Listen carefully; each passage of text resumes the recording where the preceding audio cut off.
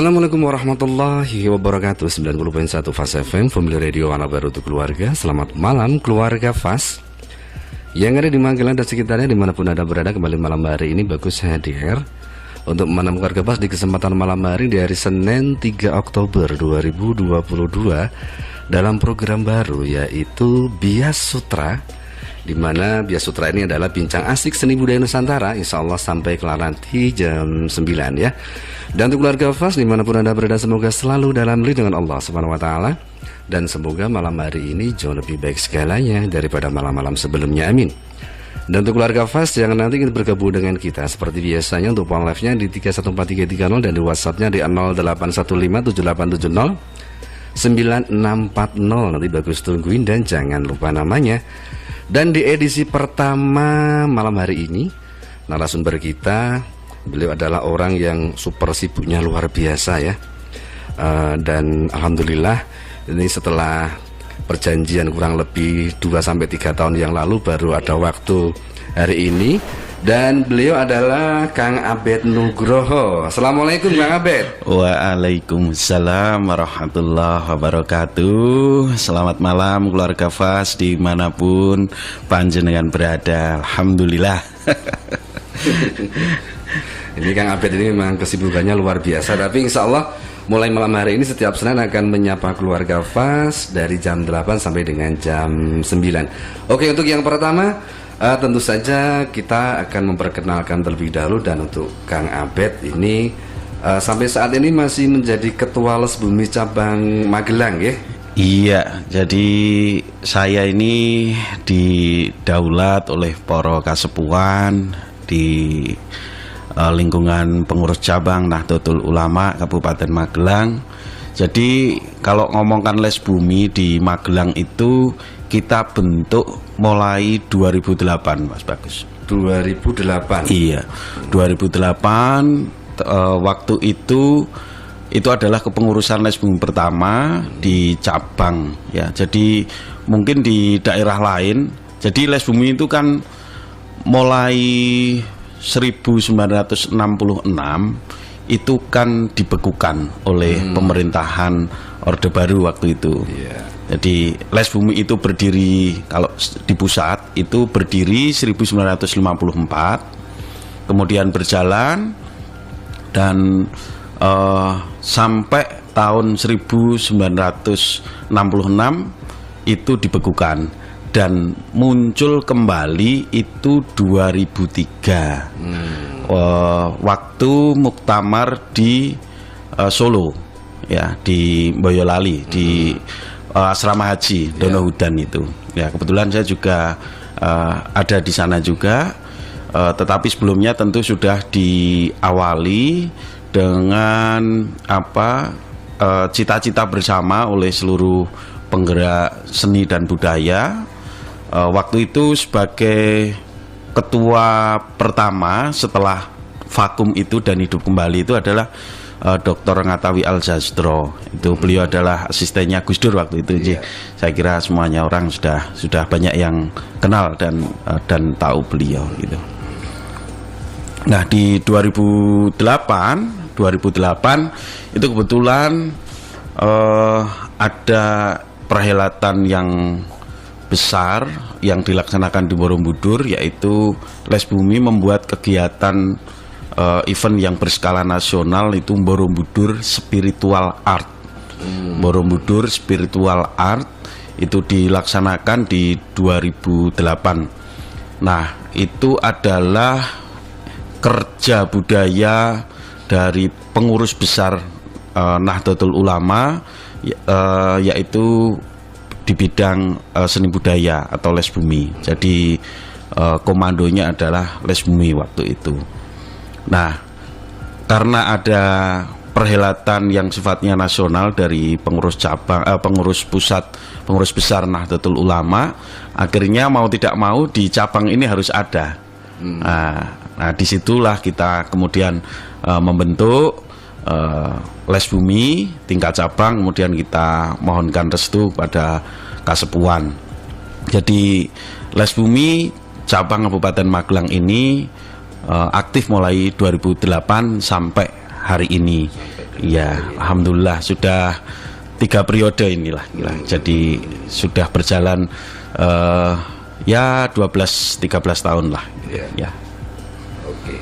Kemudian dari tahun 2008 ini untuk yang cabang ini ketuanya dipandegani oleh? Iya, 2008 itu saya mengajukan namanya Mas Fauzan Rofikun. Sekarang beliau bertugas di Bawaslu. Ya, beliau ini senior kami di kampus dulu, di kampus IAIN Sunan Kalijogo, bidang teater dulu.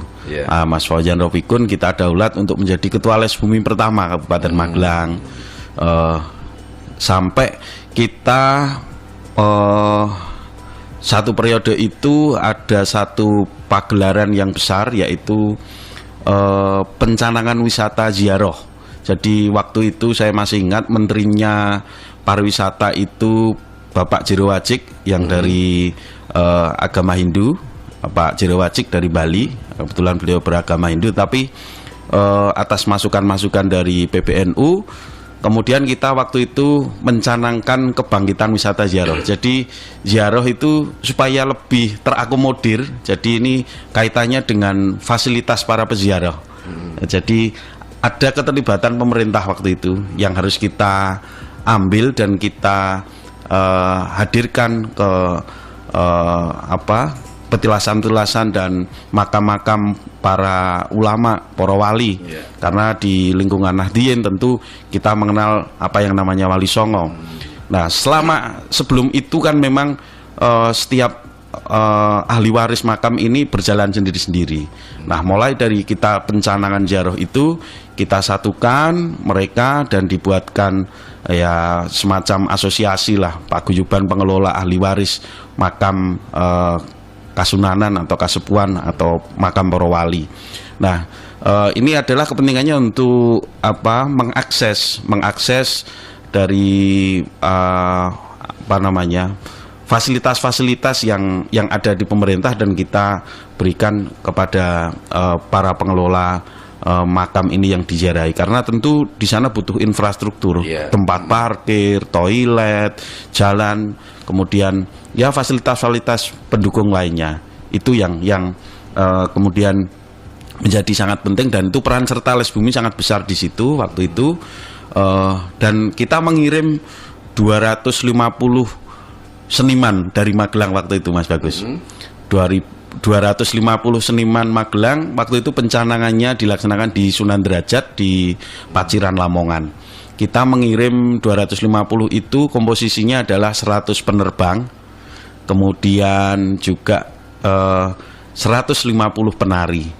Nah, jadi waktu itu komposisi pementasannya adalah Sendratari Adek Negoro Momong Kawula. Ini adalah menceritakan perjalanan bangkitnya kerajaan Islam di tanah Jawa atau Demak. Ya, jadi kerajaan Islam pertama Demak itu kita visualisasikan dengan pagelaran karya Sendratari Adek Negoro Momong Kawula. Itu momentum besar yang pernah dilaksanakan oleh teman-teman kerjasama dengan pengurus besar Nahdlatul Ulama dan tentu pengurus cabang Les Bumi Kabupaten Magelang. Oke, itu untuk Sendratari itu juga berlangsung di tahun 2008 atau setelah 2008? Setelah 2008, ya. 2008 kita hanya mementaskan kesenian-kesenian rakyat. Kesenian rakyat kalau kita bilang ya seni tradisi, tapi supaya lebih mudah penamaannya kita seni rakyat yang ada di Magelang. Itu adalah cikal bakal bagaimana Les Bumi tersosialisasi di Kabupaten Magelang. Oh, ternyata Les Bumi NU itu juga ngurusi seni budaya toh gitu. Jadi banyak orang awam yang nggak ngerti gitu loh. Dikiranya kalau NU itu hanya pengajian aja acaranya. Padahal enggak. Di NU itu sangat komplit sekali.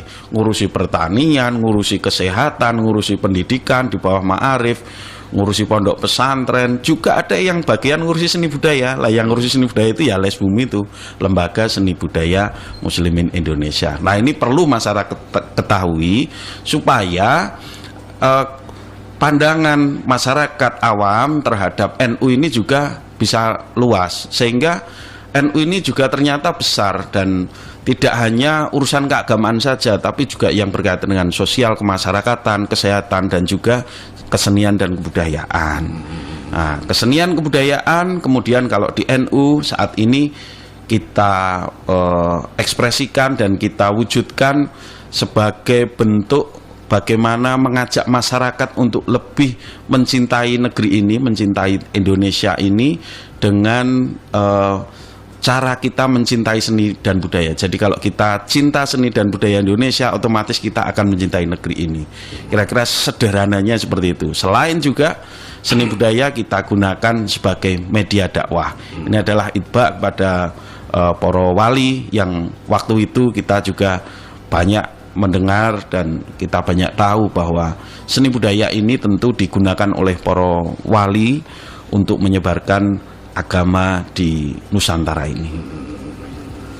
Oke, berarti seni budaya juga bisa menjadi media dakwah untuk para wali. Kalau kita boleh mengatakan seperti yang barusan panjenengan sampaikan itu, bahwa dulu memang para wali menggunakan seni dan budaya untuk media dakwah gitu. Iya, jadi perlu kita flashback kembali. Misalnya ketika Kerajaan Demak, kerajaan Islam pertama di tanah Jawa ini berdiri, di mana ini adalah transisi dari sebelumnya kerajaan yang maha besar, kerajaan Mojopahit di abad 13 sampai 15, kemudian kerajaan Islam Demak ini di abad 15, ini mulai 14-15 ini sudah mulai membangun, kemudian 15 ini berdiri sebuah masjid agung dan juga Kadipaten Demak ini menjadi kerajaan Islam pertama, memproklamirkan diri. Ini kemudian secara kemasyarakatan ini tentu karena kepemerintahannya itu berdasarkan asas Islam, akhirnya masyarakat yang ada di sekitarnya, khususnya di tanah Jawa ini kemudian ingin mencari tahu apa toh sebenarnya Islam itu seperti apa. Karena agama sebelumnya ya Islam itu sudah banyak disebarkan oleh para pembawa agama, tetapi metode yang disampaikan oleh mereka itu masih belum pas, kurang pas, sehingga Islam ini masih menjadi agama kaum tertentu saja, jadi kaum yang sangat sulit dijangkau bagi masyarakat awam. Nah, kemudian strategi dakwah ini dirubah oleh para wali, yang kita kenal adalah Njeng Sunan Derajat, Njeng Sunan Kalijogo, Njeng Sunan Bonang. Ini beliau-beliau ini adalah memang berbasic seni, sehingga mereka memiliki kepekaan sosial yang tinggi di masyarakat. Nah, misalnya kemudian menciptakan apa yang namanya acara sekaten. Nah, sekaten ini dilaksanakan di bulan Maulid. Nah, bulan ini adalah bulan Maulid. Maka bulan-bulan ini adalah di 4 kerajaan besar itu menyelenggarakan yang namanya perayaan sekaten. Di Solo, di Jogja, di Cirebon, dan di Demak. Tetapi Demak karena sudah tidak ada kerajaannya, hanya tinggal di Cirebon, Solo, dan Jogja. Nah, 3 kerajaan ini yang masih melestarikan upacara sekaten. Sekaten itu apa? Ini adalah salah satu peringatan Maulid sebenarnya. Peringatan Maulid, hanya bentuknya waktu itu di Demak itu adalah sebagai prototipe, sebagai contoh itu adalah di dalam itu adalah pementasan wayang kulit. Siapa yang bertindak sebagai dalangnya adalah Njeng Sunan Kalijogo sendiri yang bertindak sebagai dalang. Kemudian masyarakat ini, karena wayang waktu itu adalah kesenian yang paling trending waktu itu, kira-kira begitu. Viral, ya? Nah, paling viral, sehingga di mana ada bunyi tabuhan gamelan, masyarakat ini berbondong-bondong ingin datang. Mungkin belum ada sound system, belum ada listrik waktu itu, tetapi suara gamelan ini sangat menggaung. Jadi dari daerah mana-mana itu bisa terdengar waktu itu karena saking heningnya. Belum ada kendaraan bermotor kan. Nah, jadi suara gamelan ini sangat bergema, bisa didengarkan dengan radius puluhan kilometer mungkin waktu itu. Nah, gamelan itu ditabuh, orang berbondong-bondong ingin datang. Nah, ketika ingin datang, kemudian dibuatlah satu sistem. Jadi di depan Masjid Agung Demak itu ada 2 kolah, Mas. Ada 2 kolam. Ini adalah sebagai syarat ketika masyarakat ingin menonton pagelaran wayang itu di serambi masjid, Nah, orang harus membasuh kakinya. Yeah. Bahasanya ya kita wudhu lah gitu kira-kira. Nah, kolamnya itu sampai hari ini masih ada. Masih bisa kita saksikan di halaman Masjid Agung Demak itu. Itu memang tidak dibongkar sebagai apa? Ya sebagai penanda waktu itu memang kegiatan itu ada. Kemudian mereka mau masuk setelah dibimbing untuk mencuci kaki sebagai lambang kesucian. Kemudian untuk masuk ini tiketnya adalah mereka harus mengucapkan 2 kalimat syahadat.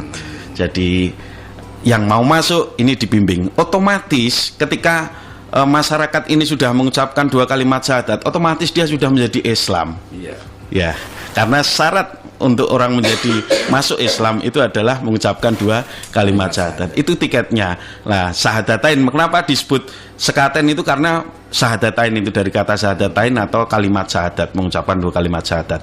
Makanya kemudian Islam ini kemudian berkembang begitu cepat, begitu viral, karena sangat mudah untuk masuk Islam. Hanya mengucapkan 2 kalimat syahadat, kemudian orang otomatis sudah menjadi Islam. Nah, di dalam pagelaran wayang itu, Jeng Sunan Kalijogo menyampaikan pesan-pesan keagamaan, pesan-pesan moral, pesan-pesan kedamaian kepada masyarakat, menuntun masyarakat, membimbing masyarakat, tentu dengan kapasitas waktu itu ya. Jadi belum banyak dalilnya kalau waktu itu kira-kira. Tetapi sing penting wong kenal Islam sik piye gitu. Kira-kira begitu. Nah, ini yang kemudian menjadi Islam bisa menjadi besar dan viral waktu itu dan cepat sekali menyebar sampai di seluruh Nusantara. Kira-kira itu, Mas Bagus. Jadi ini salah satu momentum waktu itu Islam sebagai seni budaya sebagai salah satu media dakwah. Ya, oke. Sebelum kita ada satu pertanyaan ini. Kalau tadi Les Bumi ini berdirinya kurang lebih tahun 1954 ya, sampai dengan 1966 karena dibekukan oleh Orde Baru. Sebenarnya alasan Orde Baru waktu itu membekukan Les Bumi ini apa ini sebenarnya? Iya, waktu itu kita ketahui bersama bahwa Indonesia menganut Nasakom, Nasional Komunis. Di komunis sendiri ada sayap organisasi budaya juga yang juga besar waktu itu, namanya Lekra. Lekra itu lembaga kesenian rakyat. Nah, Lekra ini menampung seluruh seniman-seniman yang berfaham komunis, jadi kiri. Nah, karena ini membesar ya, waktu itu memang Partai Komunis Indonesia (PKI) waktu itu menjadi partai yang termasuk yang terbesar, 2 terbesar di Indonesia waktu itu. Dan banyak seniman-seniman di seluruh daerah ini dipaksa untuk masuk ke Lekra yang berfaham komunis itu tadi. Nah, banyak juga seniman-seniman yang tidak sependapat dengan Lekra karena fahamnya tidak cocok gitu. Nah, terutama masyarakat atau seniman-seniman yang beraliran Ahlussunnah wal Jamaah tentu tidak sependapat. Akhirnya dibuatlah wadah baru di NU itu sendiri dengan bentuk Les Bumi. Jadi Les Bumi itu kurang lebih adalah menandingi Lekra. Kalau Lekra ini sayap organisasi budayanya PKI, Les Bumi adalah sayap organisasinya NU itu. Nah, kita ketahui bersama dalam perjalanannya ternyata juga Les Bumi ini, seniman-seniman yang tergabung dalam Les Bumi ini juga tidak mudah. Mereka mendapatkan tekanan, kemudian intimidasi, kemudian pencekalan dalam pementasan. Jadi orang-orang yang tergabung dalam Lekra ini banyak kritikus-kritikus seni. Jadi kalau orang-orang Les Bumi pentas itu dikritik habis-habisan, dintai lah gitu kira-kira. Yang ya dengan berbagai macam tuduhan dan fitnah dan lain sebagainya. Itu memang metode mereka begitu. Kalau tidak mau bergabung dengan Lekra ya pokoknya akan dihabisi waktu itu gitu. Dengan bersusah payah ya akhirnya tetap bagaimanapun seniman-seniman yang tidak sependapat dengan komunis ini akhirnya tetap bertahan di Les Bumi. Jadi itu dinamikanya waktu itu. Nah, kemudian sejak 66 karena Orde Baru sudah Orde Lama sudah ditutup, kemudian Orde Baru ini masih ada sisa-sisa mungkin ketakutan dari pemerintah waktu itu bahwa kebudayaan ini digunakan untuk alat politik, kira-kira begitu, sehingga lebih baik dibekukan saja. Karena banyak kritikus seni itu, pemerintah waktu itu tidak mau banyak dikritik. Lah, orang yang banyak mengkritik waktu itu adalah seniman dan budayawan itu. Kalau ngomong di media massa dan lain sebagainya itu kan dengan berbagai macam ekspresi itu kan pedes-pedes itu, tajam lah kira-kira begitu. Nah, sehingga daripada nanti ribet gitu untuk menjaga kondisivitas oleh pemerintahan Orde Baru, lebih baik dibungkam saja, ditutup. Nah, gitu kira-kira itu. Jadi problemnya kalau saya menangkap adalah bahwa pembungkaman seni budaya, organisasi seni budaya ini adalah supaya tidak banyak yang protes. Gitu ya. Jadi para kritikus itu mungkin kalau ngomong mungkin sambelnya level 4, 6 gitu. Iya, bahkan mungkin 20 mungkin. Cabai setan ya. Nah, mungkin gitu ya waktu itu ya. Oke. Sebelum dilanjut Kang Abed, kita akan rehat dulu sejenak, dan untuk keluarga Fas masih kita tunggu untuk bergabungnya, baik itu di phone live-nya maupun di WhatsApp-nya.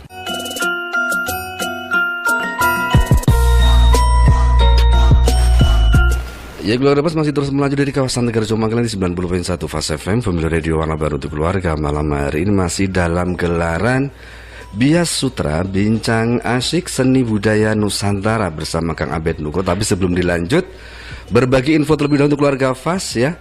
Di malam hari ini bahwa Fas FM Magelang bersama dengan Agarilus Herbal Series mengadakan cek LBE gratis. Sekali lagi gratis.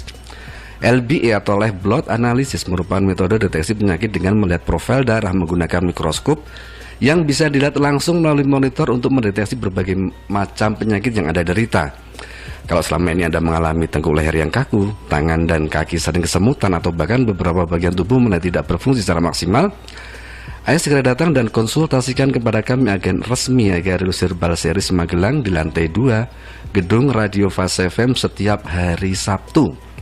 Disediakan juga untuk Anda yang mau cek kolesterol, asam urat dan gula darah dengan harga sangat terjangkau. Agarilus juga membantu menyembuhkan penyakit degeneratif dan kronis seperti kanker, tumor, diabetes, kolesterol, liver, asam urat, rematik, wasir atau ambeien, sulit BAB, jantung koroner, asma, paru-paru, mah, darah tinggi, darah rendah, stroke, alergi, luka menahun, gangren, dan masih banyak lagi. Untuk informasi, konsultasi, dan pemesanan area Magelang dan sekitarnya, keluarga Fas bisa menghubungi di 0852 2875 2857, atau keluarga Fas bisa mendapatkannya di studio Radio Fas FM Tegalrejo Magelang. Mari sehat bersama Agarilus, karena rumah sakit paling baik adalah tubuh kita sendiri. Jangan lupa ampun kesupen, ampun kelalen, dicatat nomornya. Oke, lanjut, kita kembali lagi di obrolan kita di malam hari ini bersama Kang Abed Nugroho. Kang Abed, ini tadi disebutkan bahwa Les Bumi ini berdiri kurang lebih tahun 1954 sampai dengan 1966, kemudian aktif kembali. Ini 2008 ya kisarannya ya. 2003. Oh 2000, oh iya, ya, maaf yang PBNU ya. Ya, yang 2003 ternyata ini tulisannya di sini ya. Oke.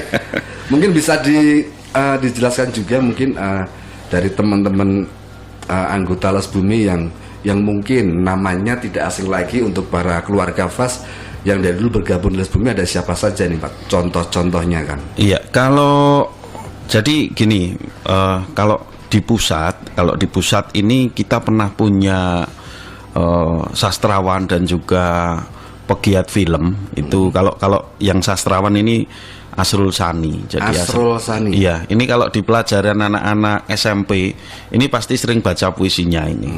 Jadi ini beliau adalah para pengurus pertama di awal pembentukan Les Bumi yang 54 itu. Jadi Asrul Sani, kemudian Bapak Usmar Ismail dan Haji Jamaluddin Malik ini tokoh-tokoh perfilman. Jadi ini beliau yang menjadi pengurus pertama di pengurus besar Les Bumi. Jadi Les Bumi yang tingkat pusat kira-kira begitu. Kalau yang di Kabupaten Magelang ini memang jadi sudah sempat saya singgung, untuk ketua pertama itu Mas Fauzan Rofikun. Ini beliau adalah tokoh teater. Kemudian di periode kedua itu saya sendiri. Kemudian periode ketiga kemarin juga saya masih didhawuhi kembali, karena di NU ini begini Mas Bagus, kita itu tidak boleh kampanye, tetapi kalau didhawuhi juga tidak boleh menolak. Nah, jadi gitu ya. Di NU itu bukan cari jabatan, dan tidak bisa cari jabatan kok di NU itu tidak bisa. Jadi di NU itu kita tidak boleh kampanye, tidak boleh mengajukan diri. Saya pengen jadi ketua, saya pengen jadi ini, tidak boleh. Kalau yang seperti itu biasanya malah nggak jadi. Tapi ketika didhawuhi itu juga nggak boleh menolak, harus sami'na wa ta'na. Jadi kita derek kiai lah, karena hakikatnya di pesantren itu adalah di NU itu adalah pesantren. Jadi ada kiainya, ada kasepuan yang harus kita taktimi dan kita hormati arahannya gitu. Jadi itu yang kemudian saya kenapa 2 kali ya karena derek dawuh gitu. Sebenarnya di periode kedua saya sudah mumpet ya, tapi biar kedulan ya. Kalau sudah didhawuhi ya sudah, tidak bisa gimana. Bagaimanapun Magelang tentu banyak sekali potensi seni budayanya dan belum terkelola dengan maksimal. Ini yang menjadi PR kita bersama. Dan pemerintah daerah melalui Dinas Pariwisata, Dinas Pendidikan Budayaan tentu juga membutuhkan partner di luar itu, karena tidak mungkin pemerintah ini berjalan sendiri tanpa melibatkan lembaga organisasi di luar pemerintahan. Saking banyaknya, bahkan kalau kita boleh bilang kesenian yang ada di Kabupaten Magelang ini adalah terbanyak.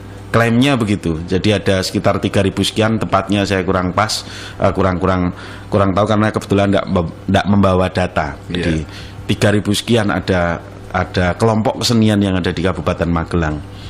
Kalau jenisnya ini ada ratusan.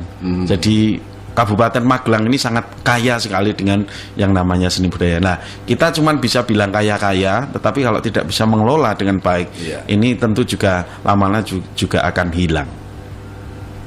Oke. Kalau tadi disebutkan bahwa periode pertama ketuanya Mas Fauzan, kemudian yang kedua dan ketiga ini Kang Abed sendiri ya. Iya. Sebetulnya untuk masa khidmahnya pengurus Dinas Bumi itu berapa tahun sebenarnya? Kita mengikuti periodisasi kepengurusan NU, pengurus cabang. Jadi pengurus cabang di masing-masing kepengurusan ini 5 tahun. 5 tahun ya. Sekitar 5 tahun. Kalau tidak ya paling kalau ada molor-molor ya sedikit lah. Paling 1 tahun, karena di NU kan biasa fleksibilitasnya kan tinggi gitu. Jadi wah ini masih sedikit, masih ada acara yang lebih penting sehingga biasalah geser-geser berapa bulan, bisa 1 tahun gitu biasa. Tapi 5 tahun kita jadi yang periodisasi ini sampai 2024 nanti 2024. ya. Oke. Jadi pas pemilihan presiden nanti. Barengan ya. Presiden Dinas Bumi juga ya. Iya. Isawan ini keempat juga Mas Abed lagi kayaknya ini. Walaupun mau mumpet-mumpet nanti saya yang nyari dan mengedulkan itu nanti. Oke. Kalau kita bicara soal Dinas Bumi, ada pengurusannya, ada periodenya atau masa khidmahnya. Sebenarnya ada nggak sih syarat khusus untuk masuk menjadi anggota Dinas Bumi itu? Iya. Perlu keluarga Fas ketahui bersama bahwa Les Bumi ini adalah kepengurusan yang bentuknya adalah lembaga. Jadi ada lembaga kesehatan, ada lembaga pendidikan itu namanya LP Ma'arif ya, ada Taksir Wan Nasir, ada bagian kehumasan lah kira-kira yang publish ya, LTN. Kemudian juga ada lembaga pertanian ya, mengurusi urusan pertanian. Nah, kita bagiannya Les Bumi lembaga seni budaya, yang diurusi adalah seni budaya. Nah, pengurus ini bertugas memang selain juga menjalankan seni budaya, menjaga kelestarian seni budaya, juga mengajak kepada seluruh masyarakat dimanapun dan dalam lapisan apapun untuk bersama-sama bergerak menjaga tradisi-tradisi yang baik yang ditinggalkan oleh para leluhur. Jadi ini salah satu tugas Les Bumi. Jadi untuk menjaga seni, menjaga iklim atmosfer kebudayaan ini bisa dilakukan oleh setiap orang, bahkan dari pribadi-pribadi. Tidak harus menjadi pengurus. Kami sebagai pengurus ini hanya pemantik saja, hanya pemantik saja. Tapi sesungguhnya les bumi yang sungguhnya adalah masyarakat sendiri yang sudah berjalan sendiri, menghidupkan keseniannya sendiri, menghidupkan tradisi-tradisi sendiri. Jadi itu adalah pahlawan-pahlawan les bumi yang sesungguhnya. Jadi masyarakat pegunungan misalnya lereng Gunung Pakis, Ngablak, ini merupakan pejuang-pejuang les bumi yang tangguh. Meskipun mereka sebenarnya tidak kenal dengan les bumi misalnya, tetapi sesungguhnya gerakan mereka ini adalah gerakan-gerakan les bumi, kultural lah kira-kira. Jadi kegiatan-kegiatan yang dilaksanakan oleh masyarakat seperti saparan, baru saja kita sebelum bulan Maulid ini kan agendanya di desa-desa, di gunung-gunung itu kan saparan, Mas. Saparan, sedekah bumi itu dengan bahasa sedekah bumi dan lain sebagainya, sedekah laut. Ini adalah dilakukan di bulan Sofar atau Sapar kalau coro Jawane kan gitu. Nah ini juga salah satu tradisi yang menjadi kewajiban kita untuk kita lestarikan. Les bumi mensupport di situ dalam artian kegiatan-kegiatan tradisi yang seperti ini harus tetap ada dan lestari. Karena ini misalnya Saparan ini mengandung filosofi yang sangat dalam sekali. Saparan ini kalau derek dawuh para ulama bahwa di bulan Sofar ini Allah menurunkan ribuan bala. Bala itu tentu harus ditolak. Namanya bala ya itu kan ada penyakit, ada ya macam-macam bendu dan lain sebagainya. Ini harus ditolak. Tolaknya bagaimana tolak bala ini? Salah satunya adalah dengan sedekah. Makanya namanya sedekah bumi, Mas. Ada yang memberi nama sedekah bumi. Kenapa sedekah bumi? Sedekah ini adalah salah satu upaya tolak bala yang paling efektif. Bahkan ketika kita menjalankan puasa Ramadan yang wajib itu, kemudian orang batal dengan suatu hal, kemudian Allah berfirman bahwa untuk membayar fidyahnya itu adalah sedekah dengan berbagi makanan. Nah, maka kesimpulannya adalah bersedekah itu adalah menjadi tolak bala yang paling penting. Nah, jadi maka wujud kegiatan perayaan Saparan itu adalah sedekah makanan sebenarnya. Nah, kalau dulu sedekahnya mungkin hanya ditaruh di perempatan, di bawah pohon besar, neng tok gitu, neng watu gede gitu. Nah, oleh para wali ini diluruskan, sedekah ini harus disampaikan kepada yang berhak, yaitu kepada seluruh makhluk hidup. Kira-kira begitu. Jadi sedekah tidak hanya pada manusia tapi seluruh makhluk hidup. Kalau hewan-hewan, binatang-binatang itu juga harus kita sedekahi juga. Diharap pun kalau orang ada yang titip misalnya titip jagung untuk ngasih makan burung dara yang ribuan itu, yang liar itu juga termasuk sedekah, kegiatan sedekah. Nah, Saparan sendiri itu kalau les bumi ini fokus mendampingi satu desa namanya Bandung Rejo di Ngablak itu adalah kegiatan Saparan yang kita dampingi sampai hari ini. Ini ritualnya banyak sekali. Misalnya mulai dari penyembelihan ayam. Ayam yang disembelih harus jago. Ya, jadi untuk membuat ingkung nanti. Nah, kenapa harus ayam jago? Karena jago itu adalah ayam jantan. Ayam jantan itu ayam yang terkenal dengan keakuan, dengan kesombongan, dengan kegagahan. Nah, jadi untuk membunuh kesombongan dalam diri itu disimbolkan dengan menyembelih jago. Ini kan filosofi yang luar biasa. Kemudian dibuat ingkung. Karena ayam jago itu biasa kalau kluruk itu ndangak, gulune ndangak, kukuruyu gitu ndangak. Nah, kemudian harus ketika disembelih dia menjadi ingkung. Ingkung itu dari kata manekung. Jadi gulune kudu ndingkluk, manekung. Jadi tunduk itu adalah simbol kita menundukkan hawa nafsu, kesombongan, dan kita tunduk berpasrah diri kepada Allah Subhanahu wa Ta'ala. Jadi makna ingkung sendiri itu seperti itu. Itu ritual yang harus ada, menyembelih jago. Yang kedua membuat tumpeng. Dengan ubo rampenya, ada berbagai macam ubo rampe, makanan pendamping. Tumpeng itu juga mengerucut ke atas, artinya bahwa kita itu juga harus berpusat berfokus dan berserah diri pada yang di atas, karena yang di atas ini adalah Allah, Tuhan yang Maha Kuasa. Maka ini adalah simbolisasi bahwa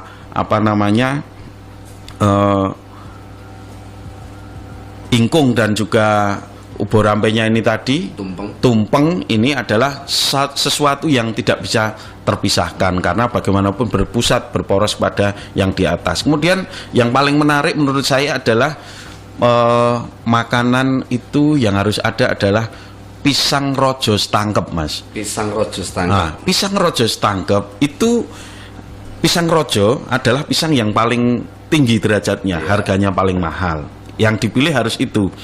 Nah, itu ada sebagai perwujudan persembahan kita. Kalau mempersembahkan itu harus yang termahal, yang terbaik. Jangan yang murah-murah. Karena yang kita persembahkan pada Allah, kepada Tuhan. Nah, pisang setangkep itu tidak hanya satu tapi dua. Ketika pisang setangkep itu ditangkepkan, dua pisang itu, ini adalah seperti dua tangan yang menengadah ke atas. Ini adalah seperti perwujudan doa. Jadi dua pisang yang disatukan ini kemudian menjadi dua tangan yang menengadah ke atas. Makanya ini prosesinya seperti orang berdoa. Orang berdoa itu kan, kita kan disunahkan untuk tangannya menengadah ke atas. Nah, ini sama diwujudkan kalau orang-orang dahulu ini dengan pisang setangkep ini. Jadi ini sebagai perwujudan doa. Jadi tanpa berucap saja maksudnya orang itu sudah seperti itu. Nah, jadi ini luar biasa. Jadi pisang setangkep ini sebagai perwujudan. Masih ada lagi misalnya ketan golong giling. Ketan ini dari kata rumah keting paseduluran. Jadi ketan ini simbolisasi makanan, di mana ini mengeratkan silaturahim. Jadi makna dari tadi saparan itu adalah bersilaturahim. Jadi ketika makanan ini sudah didoakan bersama-sama di pagi hari oleh pemimpin agama, oleh Mbah Kaum lah gitu kira-kira. Setelah itu orang-orang atau sedulur-sedulur dari lain desa itu diundang untuk datang untuk makan bersama.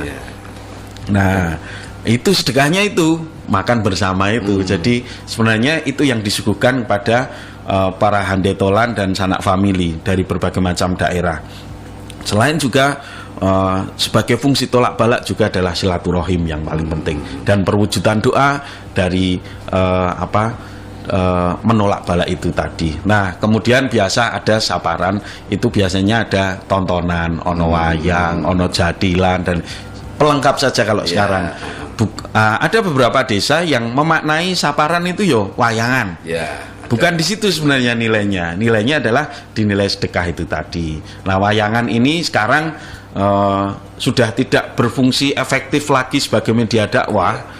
Tidak seperti dulu ketika Jeng Sunan Kalijogo menjadi dalang, tetapi sekarang lebih kepada hiburan. Tetapi sesungguhnya nilai-nilai wayang itu adalah tetap tontonan dan tatanan sebenarnya itu. Jadi bagaimana kesenian-kesenian, tradisi-tradisi yang ada di masyarakat Nusantara ini tetap kita pelihara, karena itu kan baik, Mas Bagus. Ya, ini kan sayang kalau hilang. Nah, itu tugasnya Les Bumi antara lain di situ. Jadi bagaimana setiap insan-insan, pengurus-pengurus Les Bumi dimanapun kita berada, ini bersama-sama menjaga iklim kondusivitas supaya tradisi-tradisi seni budaya yang ada di masing-masing daerah yang bagus masih tetap ada. Nah, ini adalah perekat kita, cara kita menjahit supaya kita tetap jadi satu, menjadi satu bangsa Indonesia yang mencintai kerukunan dan kedamaian. Kira-kira itu, Mas Bagus. Iya, oke. Dan ternyata waktunya nih, Mas Abed, ini sudah di batas akhir. Tanpa terasa. Oke. Tapi sebelum pisah, sekali lagi Mas Abed, ini untuk closing hari ini, karena ini juga masih edisi perdana, besok masih lanjut lagi dengan obrolan yang tentunya lebih menarik lagi. Dan ini sekali lagi karena waktu ini, Mas Abed, mohon maaf sekali ini harus berakhir. Tapi sebelum pisah, untuk closing sepatah dua patah kata, monggo, Mas Abed. Iya, jadi di Kabupaten Magelang ini Les Bumi sudah ada di setiap kecamatan, tetapi dari 21 kecamatan yang ada ini, beberapa kecamatan juga masih kosong. Ini kami mohon pada masyarakat yang memiliki kepedulian terhadap seni dan budaya, monggo silahkan untuk merapat di MWCNU masing-masing untuk segera membentuk kepengurusan. Ya, misalnya di daerah atas, daerah Kaliangkrik, Windusari, Kajoran ini belum terbentuk. Monggo untuk daerah-daerah tersebut yang kebetulan malam hari ini untuk mendengarkan siaran dari Fast FM untuk bisa merapat ke MBCNU masing-masing untuk segera membentuk kepengurusan di Les Bumi, karena ini termasuk program kita supaya nanti di Magelang ini sudah terkoneksi semua, Mas Bagus. Yang sudah terbentuk silahkan lanjutkan dengan kegiatan masing-masing. Kira-kira itu, Mas. Oh iya, oke, terima kasih. Dan untuk keluarga Fast, akhirnya untuk Dia Sutra di malam hari sebagai edisi pertama, untuk sementara cukup sampai di sini dulu, karena waktu insya Allah bertemu lagi di waktu yang akan datang di minggu depan, insya Allah di hari Senin juga di jam dan hari yang sama, tentu dengan tema yang berbeda. Dan akhirnya dari kawasan Tegarjo Magelang, saya Bagus dan juga Kang Abed Nugroho pamit undur diri. Assalamualaikum warahmatullahi wabarakatuh. Baru saja Anda dengarkan Bincang Asik Seni Budaya Nusantara bersama Les Bumi Magelang. Nantikan kembali dialognya setiap hari Senin pukul 20 hingga 21 waktu Indonesia Barat. Hanya dari 90.1 Fast FM Magelang. Fast FM Family Radio.